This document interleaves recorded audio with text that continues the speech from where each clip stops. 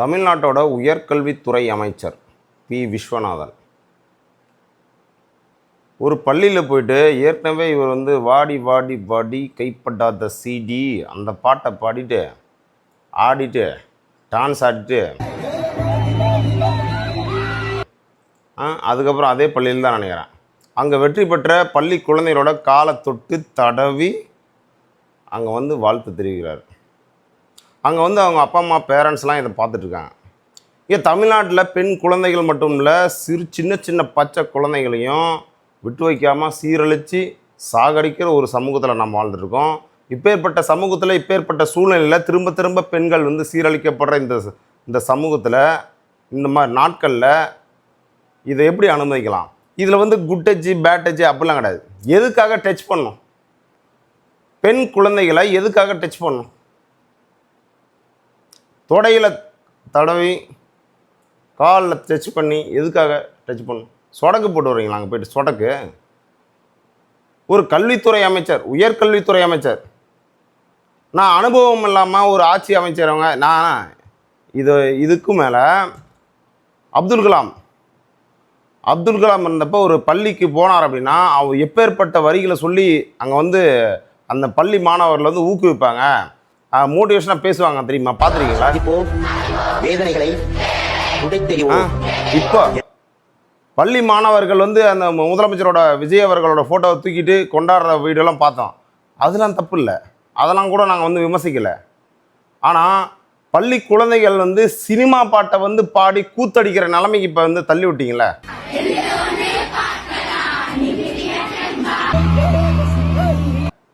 சின்ன சின்ன பிள்ளைகள் ஒரு நாட்டை அழிக்க வேண்டும் என்றால் அந்த நாட்டின் இளைஞர்களோட சிந்தனைகளை கொளுத்த வேண்டும், அழிக்க வேண்டும்னு எவ்வளோ பெரிய அறிஞர்கள்லாம் சொல்லியிருக்காங்க. அதுதான் உண்மையாகிட்டு இருக்கு. இப்போது ஒரு நடிகரை முதலமைச்சர் ஆகிட்டோம். முதலமைச்சர் அனுபவம் இல்லாத ஒரு கூட்டத்துக்கு இப்போ ஒரு மிகப்பெரிய பதவி கொடுத்துட்டோம். அதனால் நம்ம பல பிரச்சனைகளை சந்திச்சுட்டு இருக்கோம். இப்போ ஏற்பட்ட சூழ்நிலையில் இந்த மாதிரி செயல்களை டிவிகே சார்பாக இருக்கிறவங்க செய்கிறது, இது ஏன் தலைமைத்துவம் மாண்பின் முதல்வர் அவர்கள் இதெல்லாம் ஏன் அறிவுறுத்தலை? நான் என்ன சொல்கிறேன்னா, எம்எல்ஏக்கள் அப்புறம் டிவிகே நிர்வாகிகள் எல்லாத்துக்கும் ஒரு கூட்டம் வச்சு வாரத்துக்கு ஒன்ஸ் எப்படி சமூகத்தில் நடந்துக்கணும்னு ஒரு கிளாஸ் எடுங்க. அரசியல் சொல்லி கொடுங்க. ஒரு இளைஞர்கள் எல்லாம் மக்கள் எல்லாம் ஒரு நம்பிக்கையில் வாக்கு உங்களுக்கு செலுத்திருக்காங்க. என்னோட ஃப்ரெண்ட்ஸ் சர்க்கிள்லேயே நிறைய பேர் புலம்பிட்டு இருக்காங்க. ஏன் வாக்கு போட்டோம்னு தெரியாமல் புலம்பிட்டு இருக்காங்க. நான் அது நிறைய ப்ரூஃப் இருக்கு, என்ன மெசேஜ் பண்ணியிருக்காங்க பர்சனலாகவே. ஏன் தான் விஜய்க்கு ஓட்டு போட்டோமோன்னு இருக்கோம் சாமி.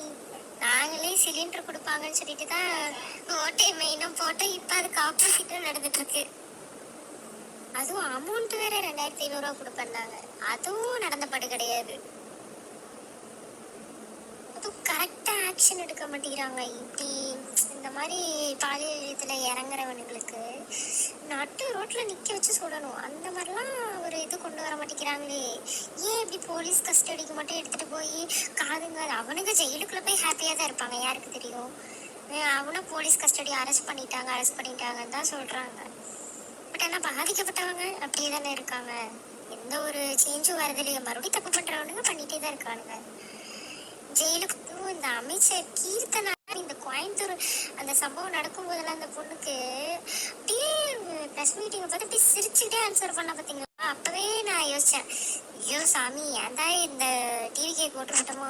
அப்பவே நான் யோசிச்சேன், ஐயோ சாமி ஏன்டா இந்த டிவிகே போட்டுவிட்டோமோ எல்லாம் சொல்லிட்டு எப்படி அப்படி நடிக்கிற. இதுல வேற இந்த டைலாக் வேற விட்டா, பெண்கள் அடிமைப்படுத்துற ஒரு அரசியல் தேவையா அப்படின்னு சொல்லிட்டு இப்ப அதுக்கு ஆப்போசிட்டா தானே நடந்துட்டு இருக்கு. நானும் இன்ஸ்டால ஒவ்வொரு வீடியோ பார்த்துட்டு தான் இருக்கேன்.